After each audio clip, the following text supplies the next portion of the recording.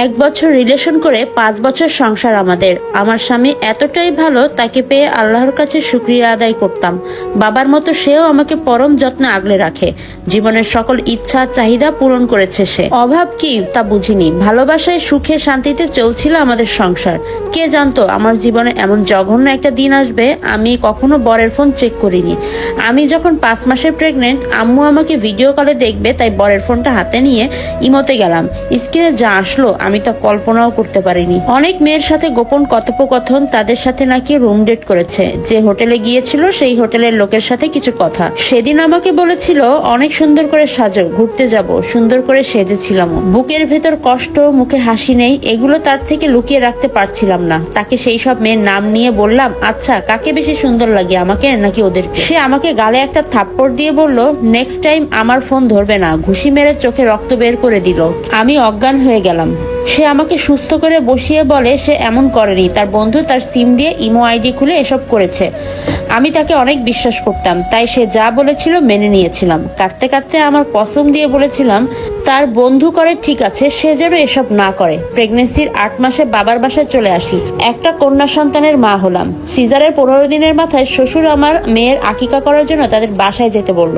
বেবির আকিকা করার ছবিগুলো ফেসবুকে ছাড়ার জন্য তার ফোন নিয়েছিলাম। তার ফোনটাতে ফেসবুক লগ ইন করতে গিয়ে দেখি তার নামে আরো একটা ফেক আইডি, যেখানে সে বহু নারীর সাথে গোপন কথা বলেছে। এত নোংরা কথা যেটা বুকে গিয়ে আঘাত করে।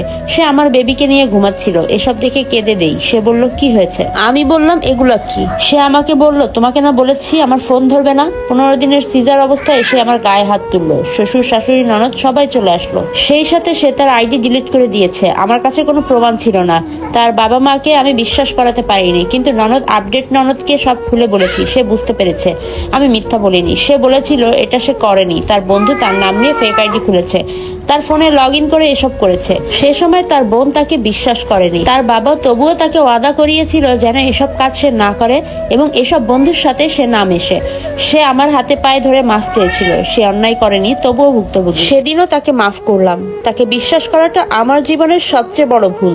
আমার সিজার যখন 21 দিন, আমার হাজবেন্ডের ফোনে রাত 1টা থেকে 5টা পর্যন্ত বারবার একটা কল আসছিল। আমি বারবার বলতেছি কে?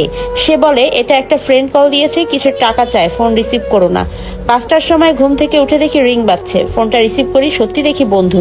সে আমাকে বলে ভাবি ঘুম থেকে উঠলে যেন আমায় কল দেয়। তখন তার ফোনে একটা সিম ইউজ করতো। এই সিমের নাম্বার সে আমাকে কখনো দেয়নি। গোপনভাবে 1 বছর ইউজ করেছে। হঠাৎ মনে হলো এই সিম দিয়ে কি কোনো ইমো বা ফেসবুক চালায়। তারপর আমি সেই সিম দিয়ে ইমো লগ ইন করে যেটা দেখলাম সেটা আমার কল্পনার বাইরে। অনেক মেয়ের সাথে সে আবার সেই সব কথাবার্তা বলেছে। সবগুলো মেসেজ যখন দেখলাম তখন আমার পায়ের নিচ থেকে মাটি সরে গেছে। সে নাইট শো করতো মেয়েদের সাথে। মেয়েরা খারাপ ছিল। ওদের কাছে কল দিয়ে কোনো প্রমাণ পেলাম না। লাস্টে তার বন্ধুর কাছে কল দিয়ে এমন ভাব করি যেন আমি সব জানি। তখন সে কতগুলো মেয়ের নাম্বার দিল। একজনকে কল দিলে সে আমাকে অনেক স্ক্রিনশট দিল। আর একটা নাম্বারে কল দেই, জানতে পারি মেয়েটা তার জন্য সিরিয়াস। তাদের রিলেশনশিপ এখনো চলছে। মেয়েটা অনেক কিছু বলল, অনেক কিছু দেখালো, গোপন ছবি, তাদের একসাথে কাটানো অনেক মুহূর্ত। আসলে জানেন, যখন আমি তার কাছে থাকতাম সে বন্ধুদের নাম করি সেই সব মেয়েদের সাথে ঘুরতো। আমি দেখতে এতটা খারাপ না। আমার বয়স মাত্র 20 বছর। 20 বছরের মেয়ে এত খারাপ চেহারা হবে তাও না। দর্জনের ভেতর দাঁড়ালে আমার দিকে তাকানোর মতো মাশাআল্লাহ চেহারা আমাকে আল্লাহ দিয়েছেন। অনেক অল্প বয়সে বিয়ে করেছিলাম। ভালোবাসার মোহে কেটেছিল আমার জীবনে বড় ভুল। বিশ্বাস করা ভালো, কিন্তু ছেড়ে দেওয়া একদম ভালো না। আমার হাজবেন্ড বারবার আমার বিশ্বাসের সুযোগ নিয়েছে।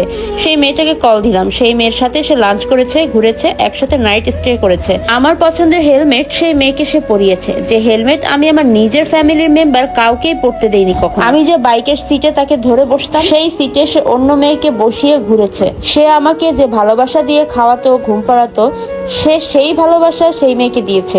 এগুলো শোনার পর, দেখার পর আমি বুঝতে পারছিলাম না কি করব।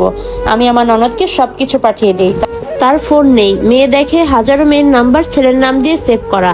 সে তার বাবা মাকে উল্টাপাল্টা বুঝিয়ে দিল। তার বাবা মা ওল্ড জেনারেশন, আমার বাবা মাও ওল্ড জেনারেশন। ওরা এসব বোঝে না। ওদের বোঝাতে গেলে ওরা এসব বিলিভ করে না। আর এদিকে আমার বাবা মা আমার সন্তান হয়েছে বলে স্যাক্রিফাইস করতে বলল। তারা বলল পুরুষ মানুষ নাকি এমন করে, এগুলো কোনো বিষয়ই না। আমার ননদ আমার পাশে ছিল, সে আমাকে অনেক সাপোর্ট করেছে। আমি বারবার বলছিলাম আমার ফ্যামিলিকে আমি তার সাথে আর এক মুহূর্ত থাকতে চাই না। তাকে এত ভালোবেসেছি, তাকে এত বিশ্বাস করেছি।